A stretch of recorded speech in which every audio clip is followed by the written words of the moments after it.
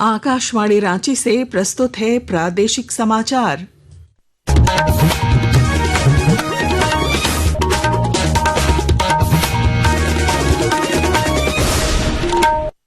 नमस्कार। प्रादेशिक समाचारों के साथ मैं पूनम केरकेट्टा। पहले मुख्य समाचार। केंद्रीय कैबिनेट ने रोजगार से जुड़ी प्रोत्साहन योजना को दी मंजूरी। अनुसंधान, विकास और नवाचार पर भी जोर। खेलो भारत नीति को भी प्रदान की गई स्वीकृति। केंद्रीय मंत्री नितिन गडकरी के 3 जुलाई को झारखंड आगमन को लेकर रक्षा राज्य मंत्री ने तैयारियों का लिया जायजा। कहा, रांची में रातू रोड एलिवेटेड फ्लाईओवर के साथ ही गढ़वा बाईपास भी जनता को करेंगे समर्पित।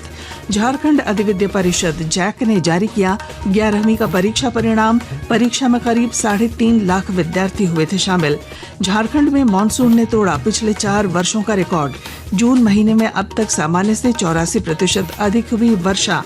अतिवृष्टि को लेकर मंत्री इरफान अंसारी ने सभी विधायकों और मंत्रियों को लिखा पत्र। और बीसी राय ट्रॉफी के लिए झारखंड बालक फुटबॉल टीम का चयन ट्रायल 3 जुलाई को धनबाद में प्रशिक्षण शिविर के लिए 40 खिलाड़ियों का किया जाएगा चयन। और अब समाचार विस्तार से। केंद्रीय मंत्रिमंडल ने देश में रोजगार सृजन को बढ़ावा देने के उद्देश्य से आज करीब 1 लाख करोड़ रुपए की रोजगार संबंधी प्रोत्साहन योजना को मंजूरी दी। इस योजना का उद्देश्य 2 वर्षों की अवधि में देश में 3.5 करोड़ से अधिक रोजगार सृजन को प्रोत्साहित करना है। सूचना और प्रसारण मंत्री अश्विनी वैष्णव ने आज नई दिल्ली में मीडिया को मंत्रिमंडल के फैसलों की जानकारी देते हुए बताया कि इस योजना के अंतर्गत पहली बार नौकरी पाने वाले कर्मचारियों को 1 महीने में 15,000 रुपए तक का वेतन मिलेगा।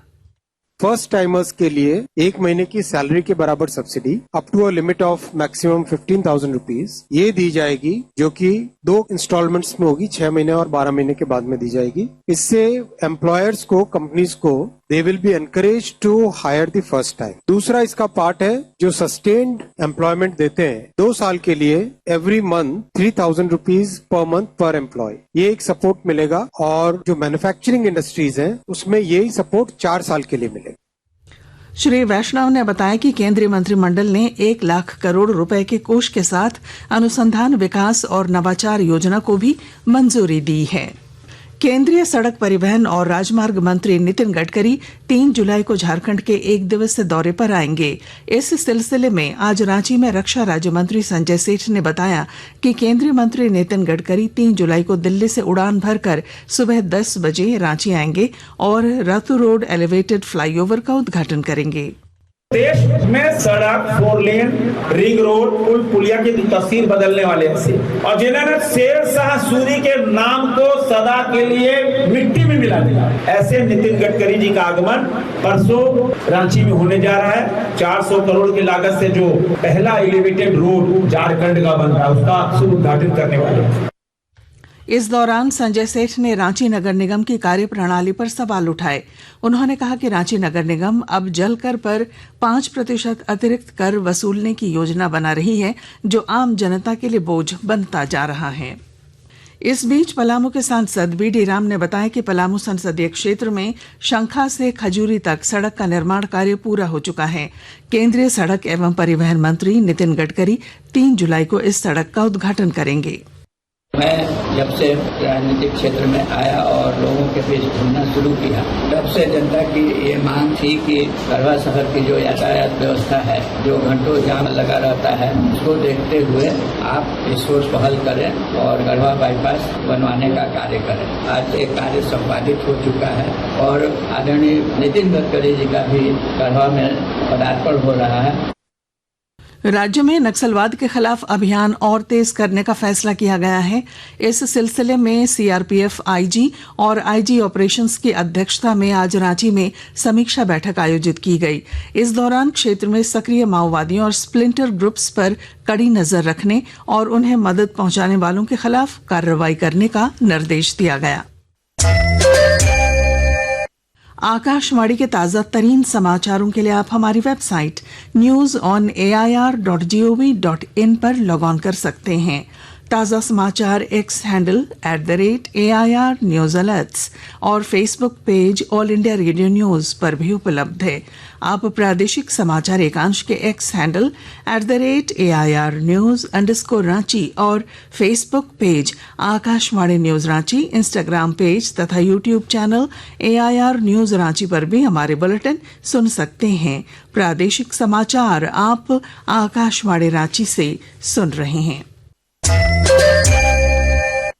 डिजिटल इंडिया के आज 10 वर्ष पूरे हो गए हैं।